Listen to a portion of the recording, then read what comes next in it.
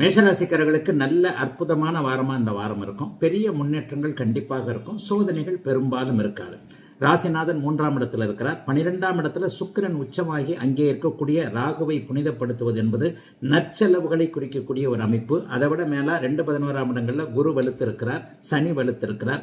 எல்லாம் நிறைவாக இருக்கக்கூடிய அதே நேரத்தில் இப்ப வாரத்தின் ஆரம்பத்தில் ராசியிலேயே சந்திரன் இருப்பது 1, 2, 3ஆம் இடங்கள்ல இருக்கின்றது. அதுவும் ஒளிச்சந்திரனாக வளர்பிறை சந்திரனாக அவர் இருப்பது என்பது பெரிய சோதனைகள் எதுவும் தராத ஒரு அமைப்பு.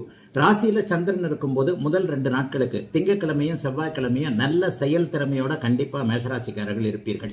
2ஆம் இடத்துல பாத்தீங்க அப்படின்னு சொன்னா 2ஆம் இடத்துல புதன்கிழமை வியாழக்கிழமையில அவர் போறார். அந்த புதன் வியாழக்கிழமைகள்ல பாத்தீங்கன்னா உங்களுக்கு நல்ல விதமான குருச்சந்திர யோகம் என்று சொல்லப்படக்கூடிய வளர்பிறை சந்திரன் பௌர்ணமியை நோக்கி போய் கொண்டிருக்கக்கூடிய சந்திரன் அப்படியே குருச்சந்திர யோகத்தில் இருக்கிறதோ காசு பணம் போன்றவைகள் இந்த வார மத்தியில் வரக்கூடிய அமைப்பை காட்டுகிறது.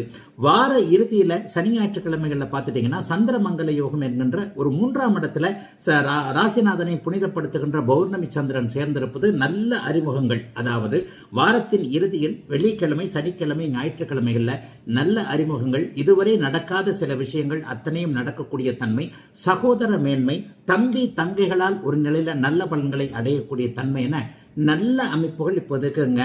வளர்பிறை சந்திரன் ராசியில் அமர்வது, ராசிநாதனோடு இணைவது என்பது உடல் நலம் கொண்டிருந்தவர்களுக்கு அது சார்ந்த விஷயங்கள்ல தெளிவுகள் கிடைக்கக்கூடிய அமைப்பு, நல்ல மருந்துகள், மருத்துவம் போன்றவைகள் கிடைக்கக்கூடிய அமைப்பு, பணத்தட்டுப்பாடு நீங்கக்கூடிய அமைப்பு என சுப யோக வாரங்க இந்த வாரம் அத்தனை மேஷராசிக்காரர்களுக்கும்.